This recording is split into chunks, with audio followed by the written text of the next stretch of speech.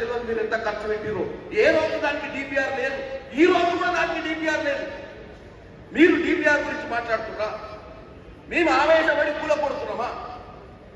మేము విదేశీ కంపెనీలతో మాట్లాడి పిపిపి ప్రైవేట్ పబ్లిక్ పార్ట్నర్షిప్ రూపంలో ₹1 తెలంగాణ ప్రజల మీద ఖర్చు భారం కాకుండా మూసి ప్రక్షాళన చేయాలనుకుంటున్నాం.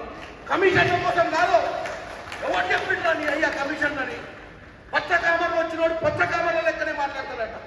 1,00,000 కోట్లు అప్పు చేసి దండుకోవడమైన మీకు ఎక్కడ కాంగ్రెస్ పార్టీ దండుకుంటుందా అని ఎదుగుతురా? ఇక్కడ దండుకోనికి ఏం మిగిలిందంటారా నాయన? మీరు చేసిన అప్పులు ఊడుకోనికనే మాకు ఇంకా 10 ఏళ్ళు పడితేట్టుంది.